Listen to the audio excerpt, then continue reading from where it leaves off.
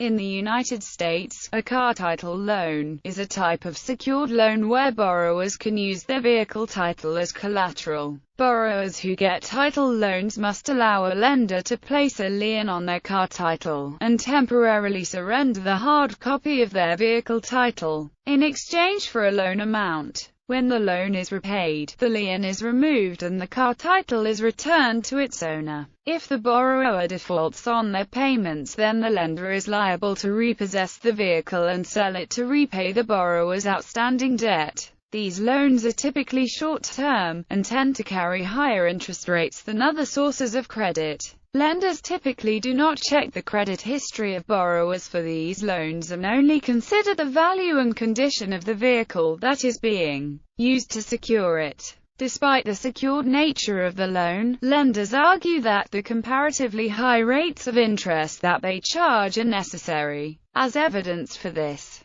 they point to the increased risk of default on a type of loan that is used almost exclusively by borrowers who are already experiencing financial difficulties. Most title loans can be acquired in 15 minutes or less on loan amounts as little as $100. Most other financial institutions will not loan under $1,000 to someone without any credit, as they deem these not profitable and too risky. In addition to verifying the borrower's collateral, many lenders verify that the borrower is employed or has some source of regular income. The lenders do not generally consider the borrower's credit score. History. Title loans first emerged in the early 1990s and opened a new market to individuals with poor credit and have grown increasingly popular. According to studies by the Center for Responsible Lending and Consumer Federation of America, they are the cousin of unsecured loans, such as payday loans. Since borrowers use their car titles to secure the loans, there's risk that the borrower can lose their vehicle by defaulting on the payments due to personal circumstances or high interest rates, which almost always have APR in the triple digits, what are sometimes called balloon payments. Alternative title lending exists in many states, known as car title pawn or auto pawn as they are called. Similar to a traditional car title loan, a car title pawn uses both the car title and the physical vehicle to secure the loan, much like how a secured loan works. And there are the same risk and factors involved for the borrower, but in most cases they will receive more cash in the transaction, since the lender has both the vehicle and title in their possession. Process. A borrower will seek the services of a lender either online or at a store location. In order to secure the loan, the borrower will need to have certain forms of identification, such as a valid government-issued ID like a driver's license, proof of income, some form of mail to prove residency, car registration, a lien-free car title in their name, references, and car insurance. Though not all states require lenders to show proof of auto insurance, the maximum amount of the loan is determined by the collateral. Typical lenders will offer up to half of the car's resale value, though some will go higher. Most lenders use the Kelley Blue Book to find the resale value of vehicles. The borrower must hold clear title to the car. This means that the car must be paid in full with no liens or current financing. Most lenders will also require the borrower to have full insurance on the vehicle. Depending on the state where the lender is located, interest rates may range from 36% to well over 100%. Payment schedules vary, but at the very least the borrower has to pay the interest due at each due date. At the end of the term of the loan, the full outstanding amount may be due in a single payment. If the borrower is unable to repay the loan at this time, then they can roll the balance over and take out a new title loan. Government regulation often limits the total number of times that a borrower can roll the loan over, so that they do not remain perpetually in debt. If the borrower cannot pay back the loan or is late with his or her payments,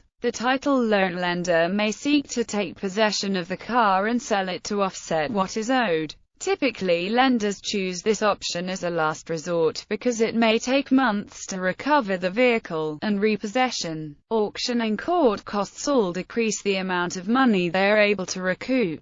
During this time, the lender is not collecting payments yet the vehicle is depreciating. Most states require the title loan lender to hold the vehicle for 30 days to allow the borrower to recover it by paying the balance. Today, the internet has revolutionized how companies can reach their clientele, and many title loan companies offer online applications for pre-approval or approval on title loans. These applications require much of the same information and still may require a borrower to visit a store to pick up their money, usually in the form of a check. When filling out these applications, they may ask for things like your vehicle identification number or insurance policy numbers. As demand for title loans increase, companies offering title loans are engineering software for mobile devices that allow people to see how much they can be loaned for the car, as well as estimated payments to be made each month. Loan calculation. The amount a borrower can be loaned is dependent on the worth of their vehicle. A lender will typically look up the auction value of the car being used as collateral and offer a loan that's between 30% and 50% of the worth of the vehicle. This leaves lenders a cushion to make profit if ever they need to repossess the vehicle and sell it at auction, in the event the borrower defaults. States offering title loans. Title loans are not offered in all states.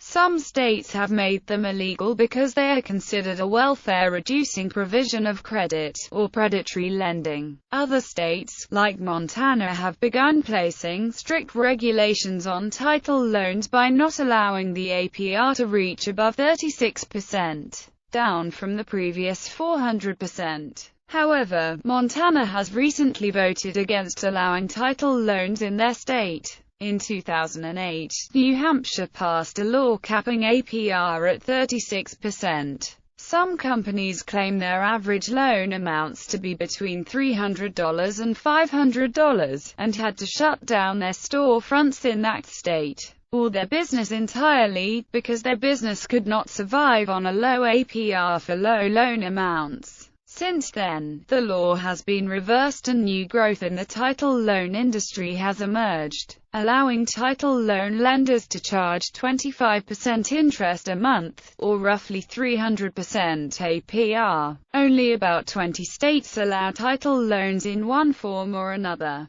These states are Alabama, Arizona, California, Delaware, Georgia, Idaho, Illinois, Kansas, Louisiana, Mississippi, Missouri, Nevada, New Mexico, Ohio, South Carolina, South Dakota, Tennessee, Texas, Utah, Virginia, and Wisconsin. States continue to vote on legislation allowing or disallowing title loans. Some states have no limit on the APR that title loan companies can charge, while others continue to crack down and push for stricter regulation. The vote did not pass, but voters and politicians in Illinois and other states continue in their convictions to regulate or outlaw title loans. Regulation. There are new regulations that took effect on April 1, 2009, for title loans in Illinois. A $4,000 limit on car title loans. Restrictions on loans of any amount that would result in monthly payments exceeding 50% of the consumer's gross monthly income. It will be prohibited for lenders to give loans with balloon payments,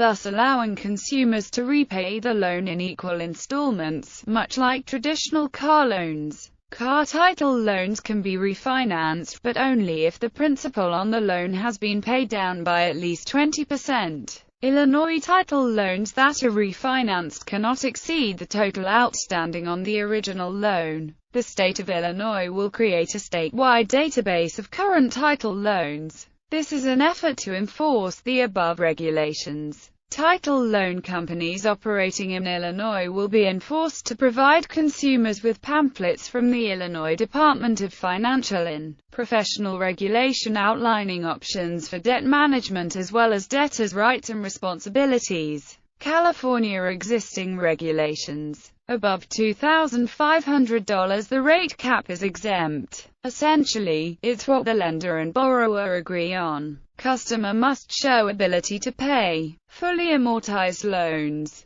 Maximum $75 loan processing fee for loans up to $5,000. No maximum for loans above. Demographic of small dollar credit consumers. Small dollar credit refers to services offered by payday and title loan industries. In 2012, a study was conducted by the Center for Financial Services Innovation. According to the study, SDC consumers are generally less educated, have more children, and are based in the South, where there is a greater concentration of unbanked or underbanked people. In addition, there's a healthy spread of SDC consumers with a range of salaries, showing 20% of SDC consumers have a household income between $50,000 and $75,000. However, 45% of respondents to the survey would classify themselves as poor. Advocacy. In a BBC article, a spokesman for a company offering short-term loans says that APR is not a valid model when assessing costs associated with short-term subprime loans,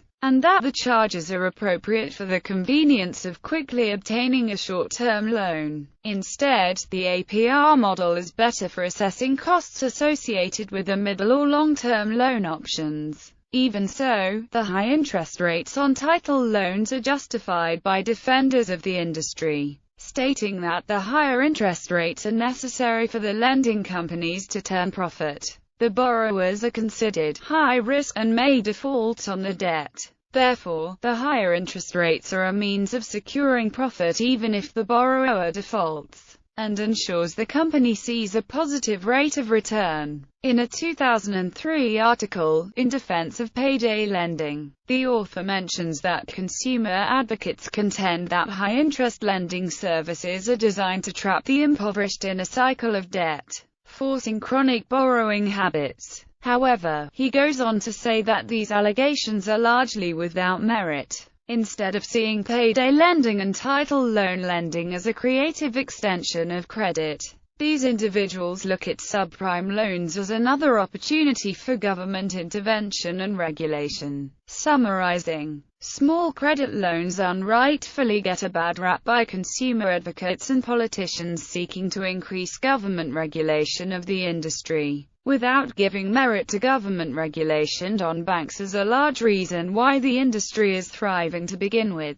The author states that further government regulation isn't the answer. Ing defends small credit loans as a creative means of providing credit to those who otherwise could not get loans through any other traditional means. An argument often overlooked by those criticizing the payday and title loan industry is that these loans provide immediate financial aid in the face of emergencies and hardship. When a disaster strikes, those who are unbanked and have no means of obtaining loans through traditional credit institutions have nowhere else to turn. Small dollar credit products prove to be invariably useful to these individuals and their families, providing short-term financial relief. Criticism. Critics of title loans contend that the business model seeks and traps impoverished individuals with ridiculous interest rates by lenders who aren't entirely transparent regarding the payments. This practice lends confusion, and so some borrowers are unaware of the situation that getting a small dollar credit loan puts them in. However, they are already locked in the loan and have no means of escaping other than paying the loan off or losing their vehicle. The practice has been compared to loan sharking, because the interest rates are so high, even though states are placing stringent restrictions on things like interest rates that can be charged. Regulating the practices of companies offering short-term loans, like payday loans or title loans, proves to be a difficult endeavor. The Consumer Financial Protection Bureau and the Federal Trade Commission, both federal regulatory agencies responsible for enforcing federal law with non-banking institutions, admit that they do not have the authority to enforce the Military Lending Act, which states that military members and their families can pay an APR no higher than 36%.